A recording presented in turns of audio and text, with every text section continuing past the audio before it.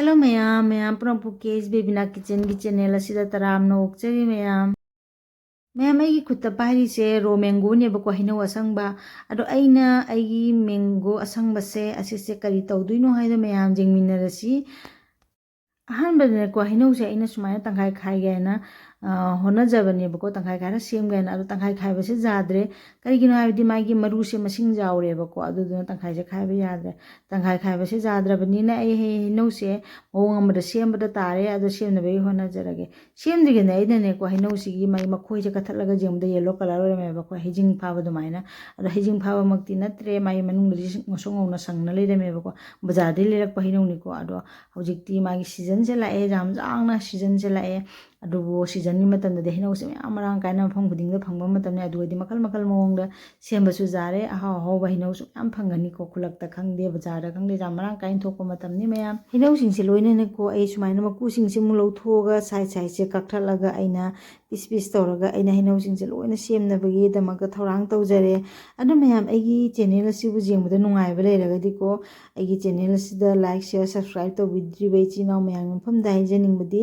aigi channel asibu like share subscribe tawraga support kha tawbiramu aduga bell icon duga su click kha tawbiro karigina aidi aigi video khudimak jengba phangna bagi damakta notification da message lakna bagi damakta ni ko aigi channel asibu support kha tawbiro aina haibiji se adu mayam aigi hainau sing se sumaina aina loina amkomu piece semjare ara hainau se semba loiraga aina kari kamaina semduino aise adusu video se pung phana jengminarasi video se jamna sangbo sunati amna tentakna semjabani aduga aigi item si sema matamda jamna matam se jamna changdi jamna likna changi ahanjingna sabadasu pamjabani ko akoina sabadasu jamna hawbani ado hainau se sumaina thongaga chabibase kana chanaba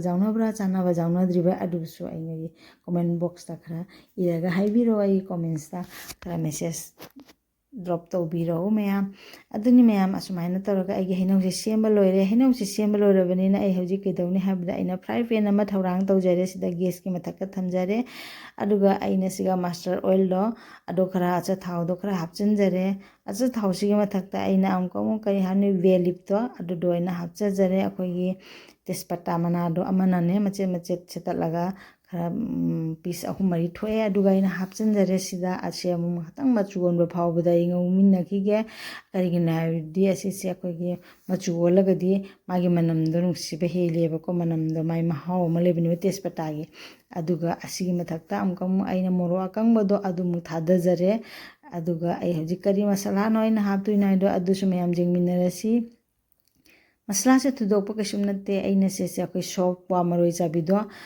kwaga chanabi maroi do adu dunia hapise ase hapa matungda ase aina jumda semjaba khoi gi baram keno paspuran do adu ge powder ni ase paspuran powder se hapa gari ramna kuina thamaro ge kaina kasan khraga di hawro yaidana aina hainau semaga thamba do adu hapchan jare maya hapchalaba matungda ai ase khabai sina am khatang ahaktang khoi second ani hungumba ina otlaga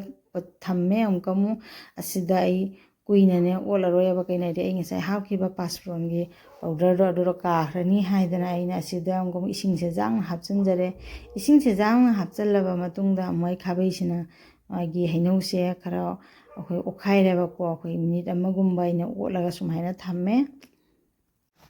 khabaisina ne hainau se masala se chusanna bagi haidana mai ai nga wachare ko achuga ai kari mu haptri adubu gadone ai hoji hai kari kari aina hapke haibado mayam jengminarasi aina hapiga thongise aina sida kari kari hapaga thongge haida mayam jengminarasi adudi kari no habada aina habada hapturi se akhoi haida di kari hana haponi thumja na haponi ko thumje hapaga di akhoi hainau se jam jang thuna pathakrane ba ko thumje hapabni kene akhoi hai hi thum morok haidra de ko ado morok sum hapjarage morok se aina haptuise akhoi gi kenoni simla mirs powder do adu duni ina hapjari se atai dia siga to masala ambo hapro akhoi jainghang jira gumba de ambo haparo sida thunga morok hapaga phajana asima okhai jarage khabai sina ko phajana mix tawsalage ken thunga morok ge rasse mahau je khara hainausna chupsanna bagi haina ajigam aina atai masala di haptraga su asiga akhoi gi ꯌꯥꯝꯅ ꯃꯍꯥꯎ ꯆꯦꯟꯒꯗꯕ ꯄꯣꯠ ꯑꯃꯒ ꯑꯃꯨꯛ ꯍꯥꯞꯀꯗꯕ ꯋꯥꯠꯂꯤ ꯑꯗꯨꯒꯤ ꯄꯣꯠꯇꯨꯗꯤ ꯀꯔꯤꯅꯣ ꯍꯥꯏꯗꯣ ꯑꯗꯨꯁꯨ ꯃꯌꯥꯝ ꯌꯦꯡꯃꯤꯟꯅꯔꯁꯤ ꯑꯗꯨꯗꯣ ꯍꯥꯞꯄꯒꯅꯤꯀꯣ ꯑꯩꯒꯤ ꯏꯟꯖꯥꯡꯁꯤꯒꯤ ꯑꯩꯒꯤ ꯑꯥꯏꯇꯦꯝꯁꯤꯒꯤ ꯃꯍꯥꯎ ꯆꯦꯟꯅ ꯂꯩꯔꯛꯇꯣꯏꯁꯦ ꯑꯗꯨꯗꯤ ꯀꯩꯁꯨꯝꯇ ꯅꯠꯇꯦ ꯃꯌꯥꯝ ꯑꯩ ꯑꯁꯤꯗ ꯀꯣ ꯆꯤꯅꯤꯁꯦ ꯆꯥꯃꯣꯁ ꯑꯅꯤꯈꯛ ꯍꯥꯞꯆꯤꯟꯖꯔꯒꯦ ꯆꯤꯅꯤꯁꯦ ꯍꯥꯞꯄꯒꯗꯤꯀꯣ ꯑꯩꯈꯣꯏꯒꯤ ꯑꯩꯅ ꯊꯣꯡꯉꯤꯕ ꯃꯥꯒꯤ ꯍꯩꯅꯧ ꯊꯣꯡꯕꯁꯦ ꯑꯁꯤꯁꯦ ꯑꯩꯈꯣꯏ ꯍꯥꯏꯅꯗ꯭ꯔꯅꯦ ꯈꯠꯇꯥ ꯃꯤꯊꯥꯏꯗꯣ ꯑꯗꯨꯝ ꯑꯩꯈꯣꯏꯒꯤ ꯊꯨꯝꯁꯨ ꯊꯨꯝꯕ ꯁꯤꯟꯇꯛꯁꯨ ꯇꯧꯕ ꯑꯩꯈꯣꯏ ꯊꯨꯝꯁꯨ ꯖꯥꯛꯇꯛ ꯇꯧꯕ ꯁꯥꯔꯞꯁꯨ ꯇꯧꯕ ꯑꯗꯨ ꯑꯣꯏꯗꯣꯏꯅꯦꯕꯀꯣ ꯑꯗꯨꯅꯦ ꯑꯩꯅ ꯌꯥꯝꯅ ꯍꯥꯎꯗꯣꯏꯁꯦ ꯑꯁꯤꯃꯨꯛ ꯍꯥꯞꯄꯒ ꯐꯖꯅ ꯃꯤꯛꯁ ꯇꯧꯁꯜꯂ ꯃꯇꯨꯡꯗ ꯑꯩꯅ ꯑꯁꯤ ꯉꯥꯏꯍꯥꯛꯀ ꯃꯈꯨꯝꯁꯨ ꯈꯨꯝꯖꯤꯜꯂꯒꯅꯦꯀꯣ ꯑꯩꯈꯣꯏꯒꯤ ꯃꯤꯅꯤꯠ ꯃꯔꯤꯒꯨꯝꯕꯅꯦꯕ ꯑꯩꯅ ꯊꯝꯃꯤꯁꯦ ꯑꯗꯣ ꯃꯍꯤꯁꯨ ꯀꯩꯁꯨ ꯌꯥꯝꯅ ꯌꯥꯎꯕ ꯅꯠꯇꯦ ꯃꯍꯤ ꯃꯤꯅꯤꯠ ꯃꯔꯤꯗꯅꯦꯀꯣ ꯃꯥꯒꯤ ꯃꯍꯤꯁꯦ ꯂꯣꯏꯅ ꯀꯪꯁꯤꯜꯂꯒ ꯍꯩꯅꯧꯁꯦ ꯐꯖꯅ ꯃꯨꯜꯂꯒ ꯂꯩꯔꯝꯗ꯭ꯔꯥ ꯃꯌꯥꯝ ꯑꯁꯤ ꯌꯦꯡꯕꯗꯁꯨ ꯑꯗꯨꯝ ꯈꯪꯉꯝꯃꯅꯤ ꯃꯌꯥꯝ ꯍꯩꯅꯧꯁꯦ ꯂꯣꯏꯅ ꯃꯨꯜꯂꯒ ꯄꯠꯊꯔ ꯂꯩꯔꯝꯃꯦ ꯑꯗꯣ ꯃꯨꯟꯗꯕ ꯈꯔꯗꯨꯗꯤ ꯑꯩꯅ ꯃꯨꯟꯗꯕ ꯍꯥꯏꯗꯤꯀꯣ ꯇꯣꯏꯊꯗꯕ ꯈꯔꯗꯨꯗꯤ ꯈꯥꯕꯩꯁꯤꯅ ꯁꯨꯃꯥꯏꯅ ꯂꯩꯕꯗ